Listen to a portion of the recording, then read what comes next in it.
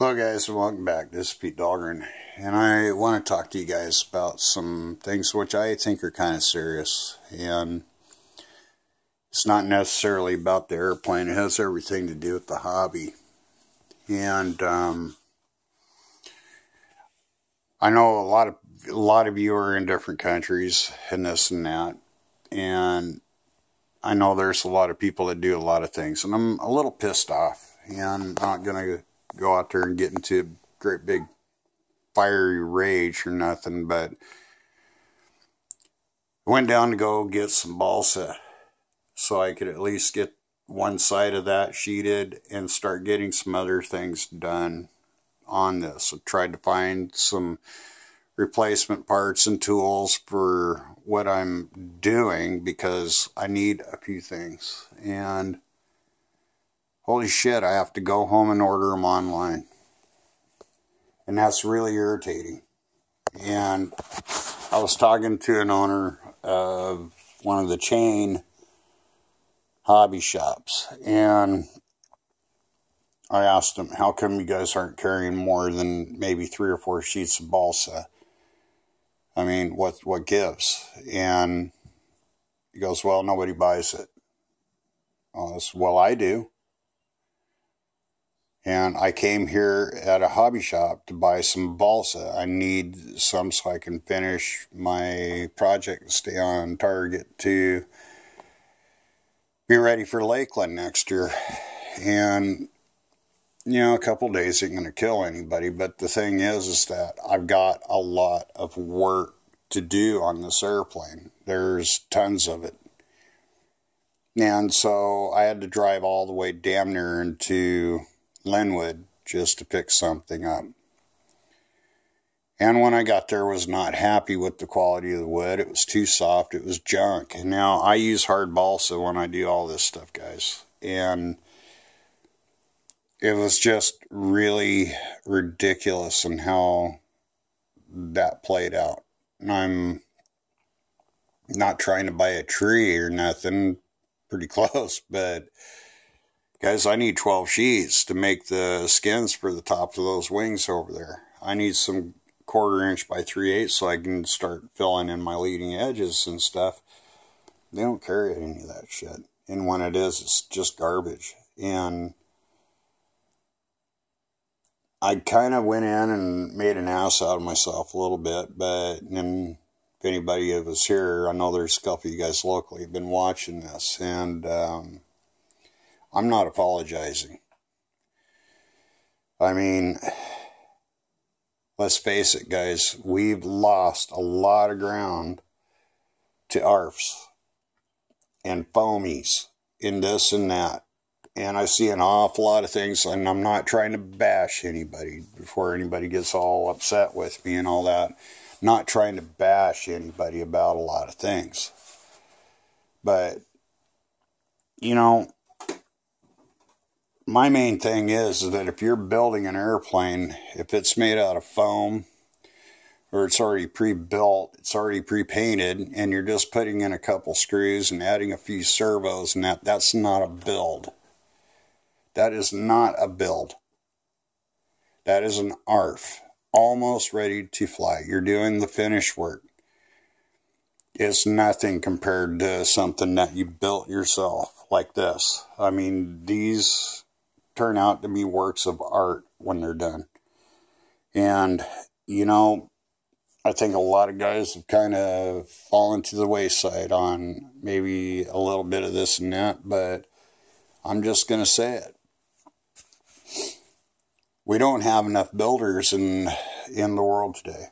I mean, when I started building these damn things 40 years ago, actually, yeah, 40 years ago, you could go and for $5 go out there and buy a Gulo's rubber-powered airplane, spend a week building it, and 5 seconds crashing the damn thing, but you did something that was really cool. We used to build these damn ringmasters and go fly the crap out of them things, and it was fun. And that's what we did in a little tiny town. We had to make our own fun. And so building model airplanes, this and that and whatever, that's just what we always did. It kept us out of trouble. And it kept us busy because we had to pay for them ourselves. So going out and mowing lawns was nothing to go buy that Cox airplane or that Cox 049 or whatever you needed to finish up your little build. Seemed like a lot of money then, and it was. But that's what we did for fun. This is what I grew up doing, was building airplanes. And I'm still doing it. And here I am at 52 and still just having a great time. And I've got to get this done.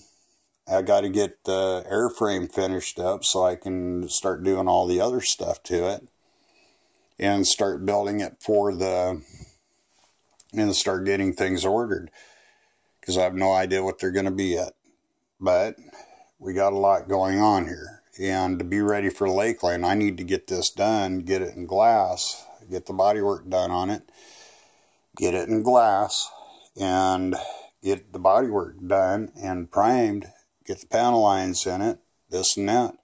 Stuff takes time. It takes months. It'll take me 4 months to do all the details on this airplane.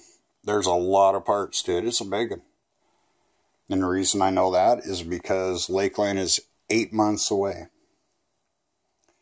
You know, Top Gun is just about ready to, we're not really on crunch time, but at the same time, we need to have certain things got to be done. And so it seems like I'm going like hell on this thing, and I am. But the thing is that sometimes just you got to slow down to speed up.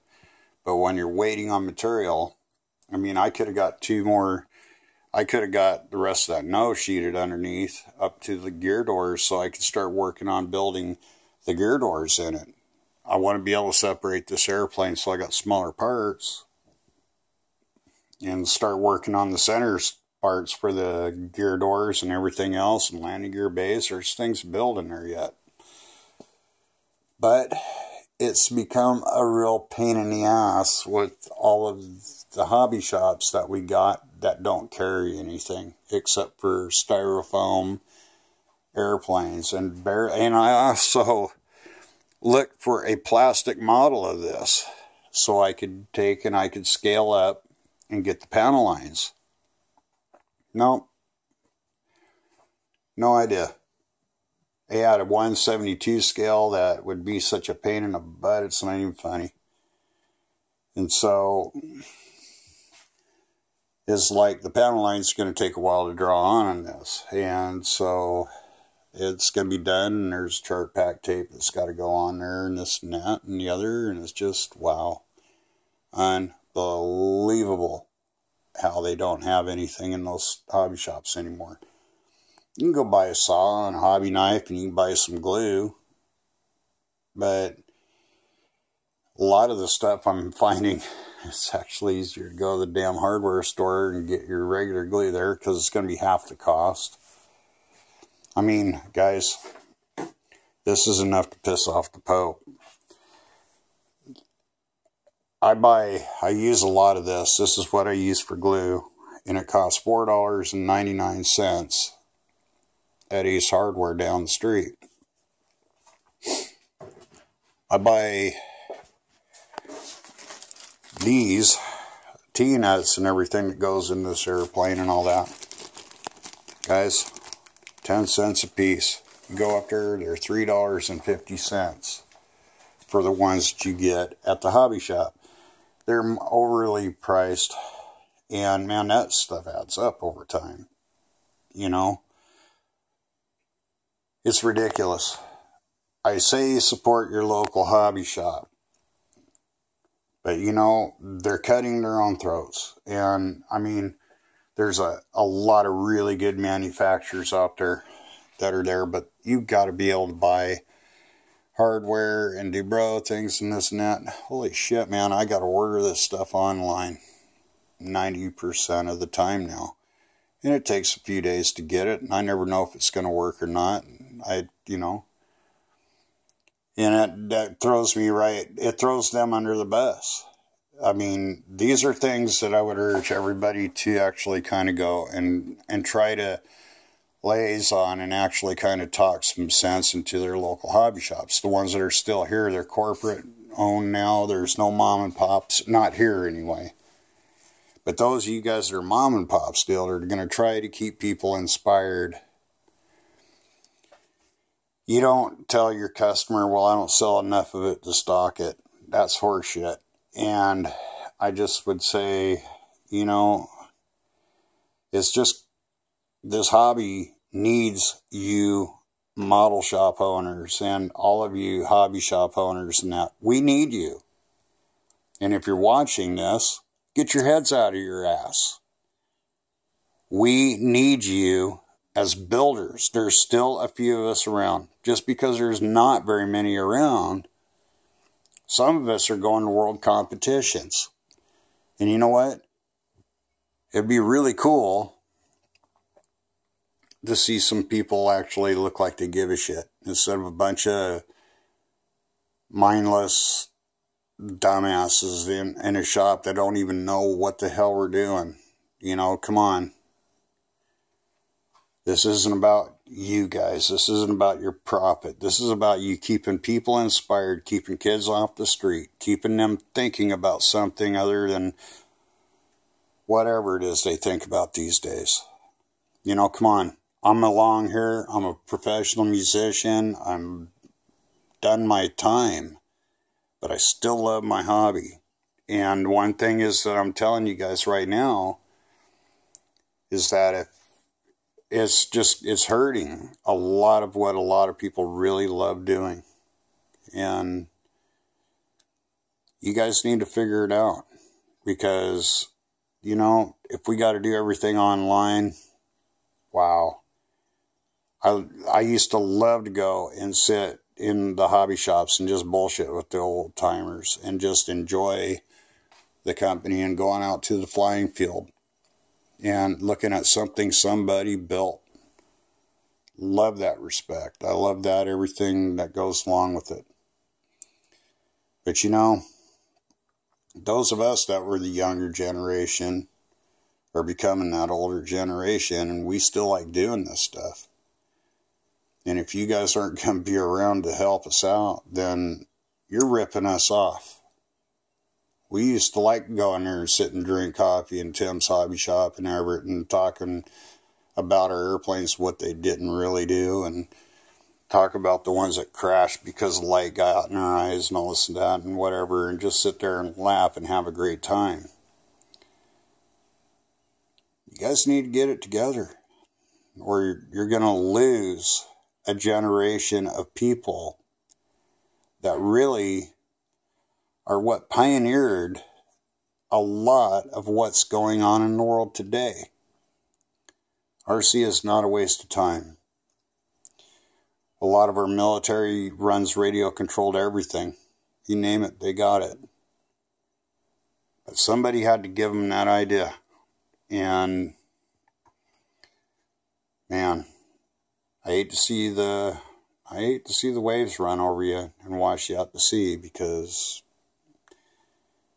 if you hobby shop owners don't get it together, you're going to lose some of the best people on the face of the planet, as customers and as people and as friends and everything else. It's not a warning. It's not just a rant. It's just what I see. And I love this hobby. I love it more than anything other than my monsters upstairs. But, you know, I would just say, guys, come on, let's get it together.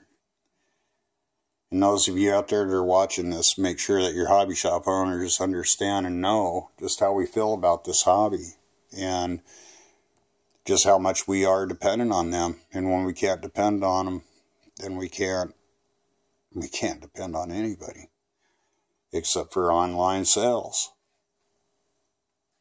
So, till next time.